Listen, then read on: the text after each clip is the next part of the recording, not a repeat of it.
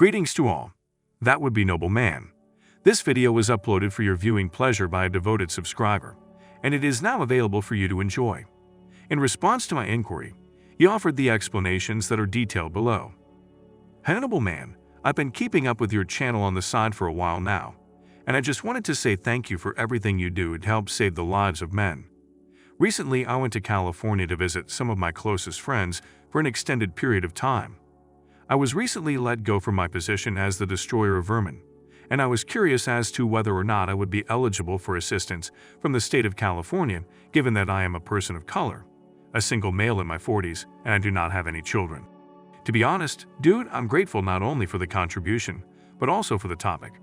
You are living proof that immigrants and people of color do not reproduce when they live in Western countries, and you are an example of this. Working for the government at a six-figure salary is just one more reason why that place is going bankrupt.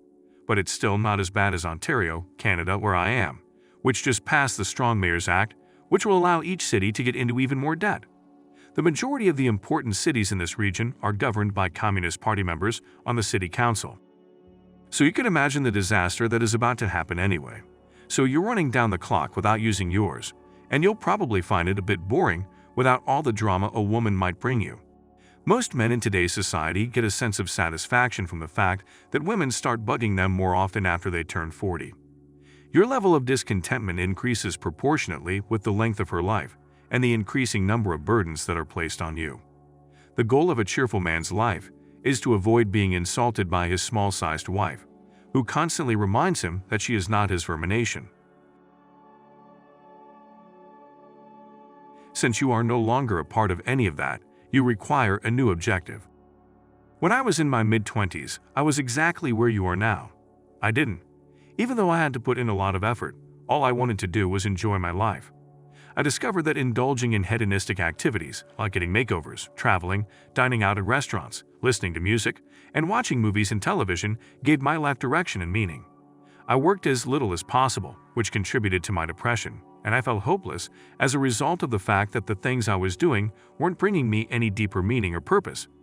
Because of this, I took classes to improve my psychic abilities, started having strange dreams, and had experiences that were similar to what was shown on the TV show X-Files.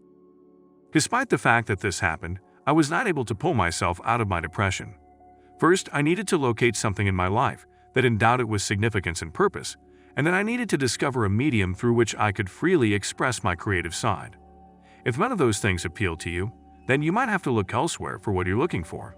I'll discuss it more in a moment. You need the Men's Guide to High Conflict Divorce if you are getting a divorce because your wife laughs at you like a horse. If this is the case, you need to obtain a divorce. This book is like a rubber for your marriage, and it shields you from any of the tricks that she has kept up her wizard's sleeve or in her vaginal drawer.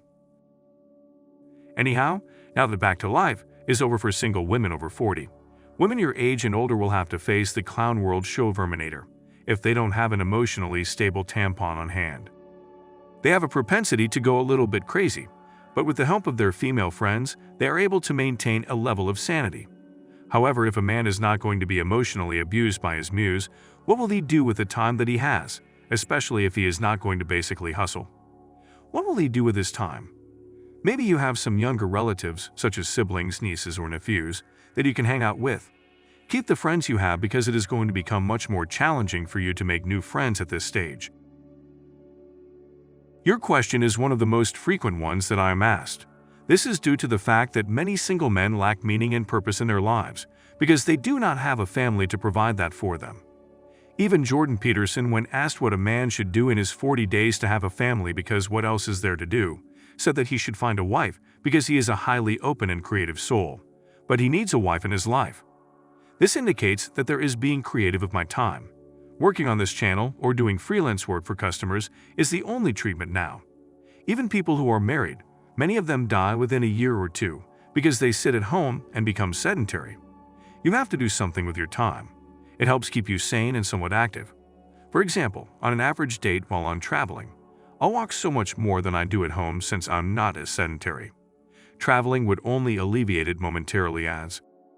The other option is to pay to have a few surrogate children and then put them up for adoption after your death or shortly thereafter. There are tons of families out there looking to adopt children so long as they're newborns and raise them as their own, because many of them are barren cat ladies that waited too long to pull down their thong for anyone other than Chad. They would commit. That is something that I'm considering because it allows you to live your life to the fullest without the burden of responsibility. If you did that and you had an extended family, they would probably hate you for it because they would probably be counting on that money to make their lives better. But even so, your kids will remember you. And even if they did, after 3 or 4 generations, your money's gone. This is something that people who lived hundreds of years ago would have been doing, and you know the families they put them up for adoption with are heavily screened to make sure your children won't be harmed. Anyhow, maybe with modern technology they will change, but I don't think so. The last thing you want to do is give your money to a charity that will use 80 to 90% of your donation to pay the salaries of its employees and CEO rather than helping people. Where the woman running it bought it from John Pritchard and plans to run it for another 20 to 25 years before selling it to another owner. John Pritchard collected this stuff there, and she's just preserving it and passing it down. Maybe you can support a small museum or start your own and then sell it to someone else. That way, people can enjoy what you've collected or curated for generations to come.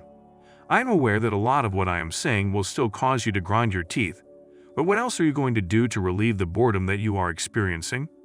The reality may be that it doesn't matter what you do with your money. Perhaps you should invest it all in Bitcoin, and then forget the address for good, taking the money permanently out of circulation. This would be a gift to the rest of the Bitcoin community because it would slightly increase the scarcity of the assets. However, the truth may be that it doesn't matter what you do with your money. I'm struggling with the same question as you, Vermination. What do I do after I finish my channel someday? It gives me the most purpose out of everything that I've ever done, and you've even said it yourself. Thank you for saving men's lives. What am I supposed to do to stop that? I don't think there's anything except the virtual makeover system, because otherwise, 100 years from now, when men build the perfect simulacrum of females, if I were able to accomplish that, Vermination, I would suggest that you make a list of things that bring you pleasure and purpose in life and start working on them. Trust me, you will. The key to my life has always been to find more purpose than I have time to accomplish, as well as to set small, realistic goals alongside big ones. Also, give yourself small goals that are attainable. Start living the free agent lifestyle and call what you're doing a life. Don't forget to click the thumbs up button if you enjoyed this story and the lesson it attempted to teach you. I would appreciate it if you would subscribe to my channel and let me know in the comment section below that you have done so. After that, I will provide a response to your observation. Also, if you want more stories like this one to be published, please leave a comment below indicating that you want to see it happen.